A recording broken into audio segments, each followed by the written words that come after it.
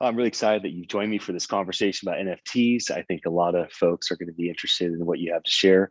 So, Robbie, can you please introduce yourself and your company, and we'll dive right into it. Sure. I'm Robbie Young. I'm the CEO of Animoca Brands, and we are a Hong Kong headquartered global blockchain game developer. I think we're well known for working with brands like Formula E and MotoGP and Formula One, but also for games like The Sandbox or Phantom Galaxies or the new gamey game Arc 8 on mobile, which has been taking Polygon by storm over the last couple of weeks.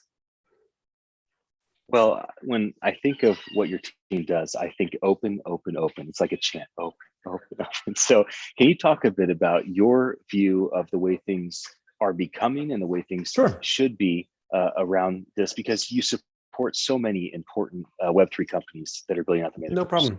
No problem. Yeah, well, we really are believers, strong believers in an open metaverse, in having, a full, robust multi-chain ecosystem. And so we try to support many players in the industry, both with our own business and through the companies that we invest in. So we work on many different blockchains, on different platforms. We partner with all kinds of different game companies, tool sets, wallet providers, you name it, because we think that we have this really vibrant ecosystem that continues to grow every day. And fundamentally, we're all benefiting from the fact that what we're doing is essentially the biggest open source movement that we've ever seen, in technology. And we all benefit from the fact that we can learn from and also use the knowledge and the work that everybody else has done. So we want to make sure to keep it open because, the worst thing in our opinion that would happen is if we all decided to coalesce around Facebook or something like that, and then we're stuck with just a single or two platforms, because that wouldn't be good for the blockchain community. So I want to ask about decentralized communities and interoperability in this way. There's some of our communities that have thrived, right? Mhm. The ETH community, especially with NFTs. And they may have hesitancy toward some of these new blockchains thriving. And they may see that as a threat to their decentralized open community. And maybe they only want interoperability amongst kind of their forks. Mhm. So how do you view and how do you talk about that with some of your clients and partners in terms of like, we got to have the broadest possible view. We want to Sure. have as big of a net as Sure. possible to have as many people involved. I think from our point of view, it's all about bridges. So technically speaking, you can build bridges from chain to chain, and we're very much focused on NFTs because we're a game company. So we're always thinking about playable NFTs in games.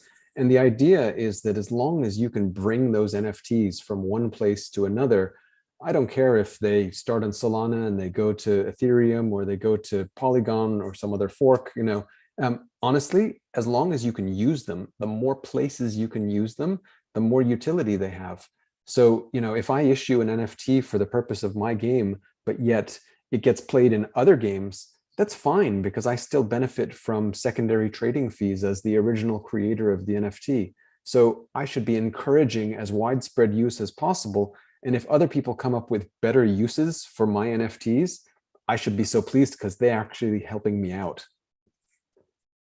When you think about where the tech's at today, not the future, but just today, where's the bright spots for where platforms and products are at right now that people need to be paying attention to and celebrating together? Sure. I think that there are a lot of, from a pure technical standpoint, there are many great blockchains. And, the people much smarter than me will tell you all about, throughput and scalability, et cetera, et cetera. I think, though, one of the reasons we've seen so much activity around, as you said, Ethereum and Ethereum related forks is because that's been about the liquidity. And so, we're all about, in the blockchain game community, we're all about building community around game titles.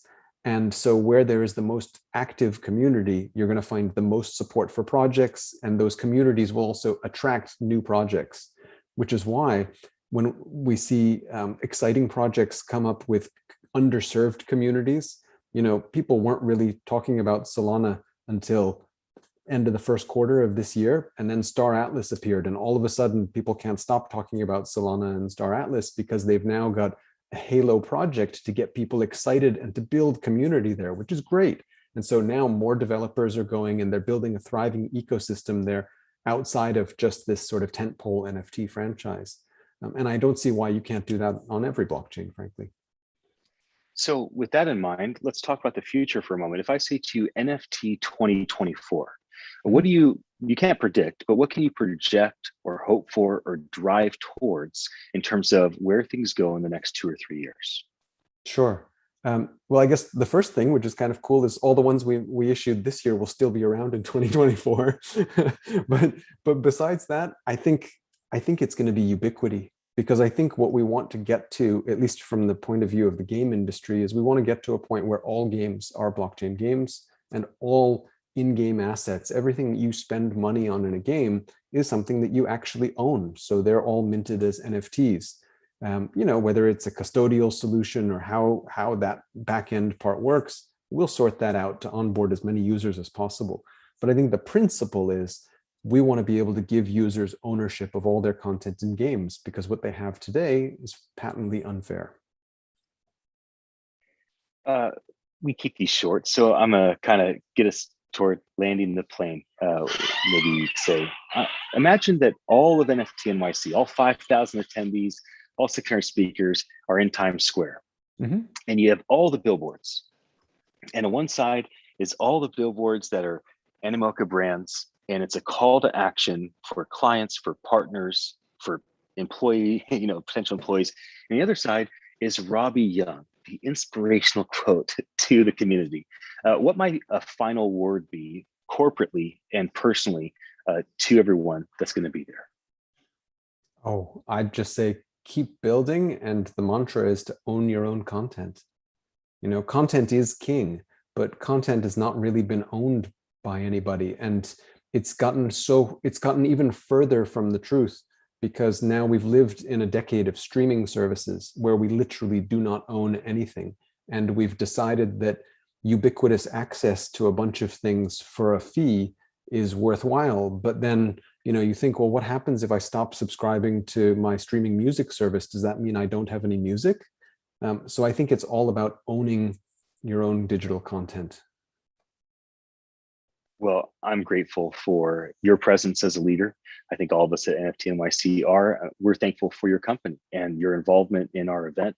It wouldn't be the same without you. So thank you so much for that. For anybody that's watching us live or sees the archive of this, thank you for your attention. My name is Ian Utilli. I'm one of the co-producers of NFT NYC, and I get the great honor of having conversations with people like you, Robbie. So I look forward to seeing you in New York, and I want to thank you again for joining us for this conversation. Look forward to seeing you in